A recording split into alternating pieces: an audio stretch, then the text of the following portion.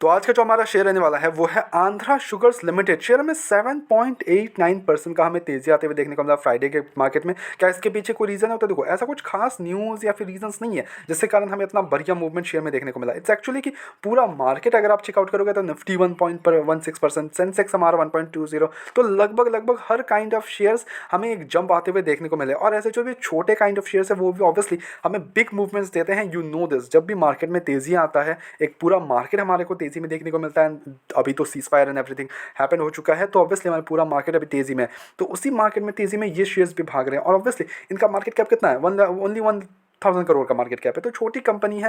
And eight the same time 6 months के time frame पे अगर आप चेक करोगे तो 1% एक गिरावट के बाद यहाँ पे एक अच्छा रिवर्सल आते हुए देखने को मिल रहा है। यहाँ एक साल के टाइम फ्रेम भी देखें तो 18% का रिटर्न है। शेयर काफ़ी टाइम एक लेवल्स पे बैठा एंड देन अगेन उस लेवल्स पे अगर ब्रेक करता है इस बार, जो कि पहले के लेवल्स है, जो कि 82-83 के आसपास का, अगर इसको ब्रेक करता है तो हमें फिर से एक नया हाई बनाते हुए देखने को मिल सकता है। यहाँ 5 ईयर्स के टाइम फ्रेम पे एक अच्छा लेवल्स पे काफ़ी ज़्यादा गिर गया था शेयर ऑब्वियसली अपने ऊपरी लेवल से, बिकॉज इसका हाई अप्रॉक्स 170 या 171 के आसपास का हाई है वहाँ से, जो कि 2022 में हमें देखने को मिला था। Obviously it's a long back कि शेयर ने उस लेवल्स पे अच्छे रिटर्न्स दिए थे, बट उसके बाद जो गिरावट आई है शेयर में, लाइक लिटरली काफ़ी ज़्यादा गिर गया था। फाइनली हमें एक अच्छा लेवल्स के बाद यहाँ पे काफ़ी टाइम कॉन्सोलेशन करने के बाद एक अच्छा हमें क्लियर कट एक अच्छा हमें जंप आते हुए देखने को मिल रहा है। तो क्या ये जंप कंटिन्यू रहने वाला है वो थोड़ा अंडरस्टैंड करते हैं।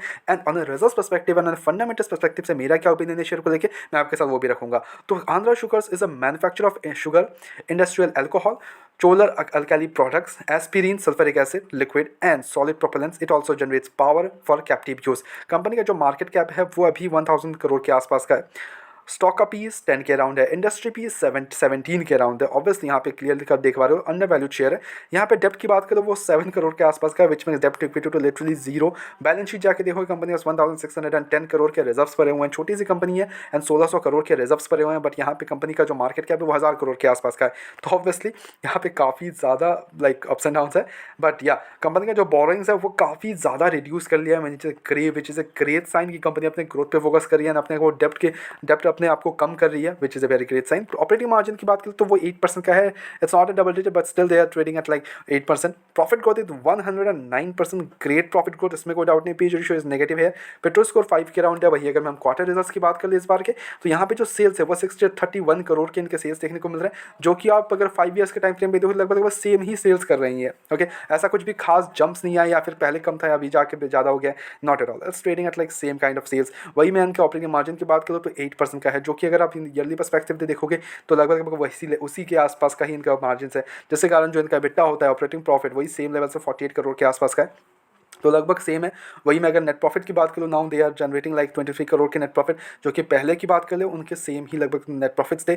यस, थोड़े से बीच में डाउन हुए थे एंड लाइक नेगेटिव में भी चले गए थे, बट या 40 करोड़ 23 करोड़ 40 करोड़ आपके 5 ईयर्स पहले भी थे, बट नाउ 23 करोड़। तो कंपनी उतने कुछ खास अभी ग्रोथ पे फोकस नहीं हो रहा है। ओके, अगर ग्रोथ पे फोकस होता तो ऑब्वियसली वो रिजल्ट्स पे हमें इंपैक्ट देखने को मिलता, बट या व्हाट नोस, श्योरली हमें नेक्स्ट क्वार्टर्स में अच्छे रिजल्ट्स देखने को मिल सकते हैं, इसमें कोई डाउट नहीं। इन्वेस्टर्स की बात कर ले तो यहाँ पे 50% का जो स्टेक है वो प्रमोटर्स है and promoters are exactly buying their stake. यहाँ पे अगर आप देखोगे इनके पास 47% का स्टेक हुआ करता था पहले, देन अगेन 49% का स्टेक हुआ एंड देन 50% का स्टेक होते हुए देखने को मिल रहा है प्रमोटर्स ने। अब माल बेचा किसने? माल यहाँ पे बेचा गया है पब्लिक की तरफ से, यानी कि हम और आप जैसे रिटेल इन्वेस्टर्स ने यहाँ पे माल बेचा अपना 50% से 46% पे आ चुके हैं। या FIS की बात कर ले तो वही अपने 2%। FDIS ने यहाँ पे पूरी तरह से एग्जिट कब का कर चुका है, like literally no investing from the अपने DIS investors. Okay, no investing, like literally zero पे है।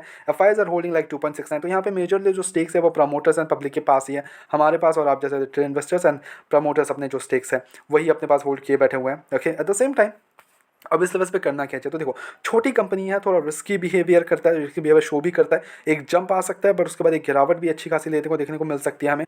Now main kind of thing is कि आप क्या छोटे कंपनीज में इन्वेस्ट करते हो, that's totally up to you. आप अगर छोटे इन्वेस्टर में नहीं करते हो, जो आपको रिस्क नहीं लेना, तो आप लार्ज कैप वगैरह में शेयर जा सकते हो। क्योंकि आप अगर पीएस में जाओगे तो बड़े बड़े नाम निकल के आएंगे, obviously the SRF, Tata chemicals, Deepak fertiliser, तो ऐसे बड़े बड़े नाम निकल के आएंगे, आप उनमें जा सकते हो। अगर आपको छोटी कंपनीज पसंद है, एकदम ही छोटी, एकदम लाइक मिनिमम बहुत ही कम छोटी कंपनी है, बिकॉज 1,000 करोड़ का मार्केट कैप है भाई, बहुत ही छोटी कंपनी है ऑब्वियसली, तो यहाँ पे आपको फ्यूचर ग्रोथ पर्सपेक्टिव आपको देखने को मिल रहा है, तो आप इन्वेस्ट कर सकते हो। But this is trading at like अभी के लिए अगर बोलें तो थोड़ा इसको गिरावट में खरीदो आप। ओके, इसको आप जैसे ही गिरावट में आता है तो एक बाय, और छोटा शेयर है ऑब्वियसली, 80-80 रुपये का शेयर है, तो ऑब्वियसली आप काफ़ी ज़्यादा क्वांटिटीज़ उठा सकते हो। बट आई वुड सजेस्ट कि आप यहाँ पे ज़्यादा क्वांटिटीज़ भी मत उठाओ, आप इसको मीडियम, जब भी गिरावट पे मिले आपको शेयर तो उस बेसिस पे जाओ एंड रिजल्ट्स आता है, देन एक अच्छा जंप आपको देखने को मिलता है, तो वहाँ पे आप थोड़ा बहुत प्रॉफिट बुकिंग करने की कोशिश करो, थोड़ा बहुत, I am not saying but huge profit booking कर लो, आप सारा प्रॉफिट हमें माल करो बेच दो, not at all. I am saying कि थोड़ा बहुत प्रॉफिट बुकिंग करो, अगेन गिरावट आता है, बिकॉज हमेशा मैं बोलता हूँ कोई भी शेयर हमेशा ऊपर नहीं रहता, वो कभी ना कभी एक गिरावट आता है, देन अगेन भागने की कोशिश करता है, तो उस लेवल्स पे वो गिरावट पे जब आता है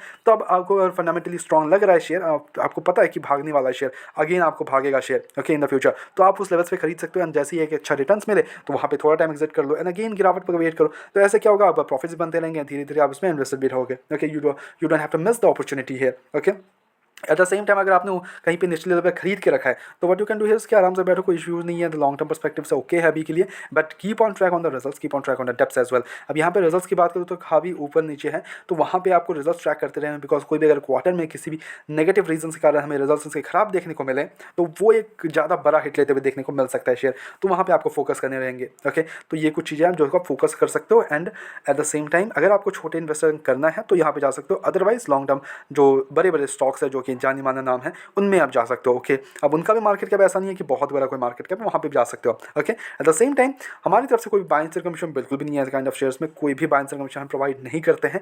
we just have a suggestions for you कि आप इसमें जा सकते हो, ऐसे कुछ कर सकते हो या वैसे कर सकते हो, कैसा इम्पैक्ट क्या रहने वाला है, फ्यूचर पर्सपेक्टिव, हम सारा कुछ डिस्कस करते हैं। ओके, तो please don't take as a buying sell commission, go ahead do your own research before doing any kind of investments. Okay, go ahead do your own researches as well and then make the investments. Blindly किसी भी विचार से investments ना करें। ऐसे regular updates के channel को subscribe करो, वीडियो को लाइक करो, मिलते हैं नेक्स्ट वीडियोस में।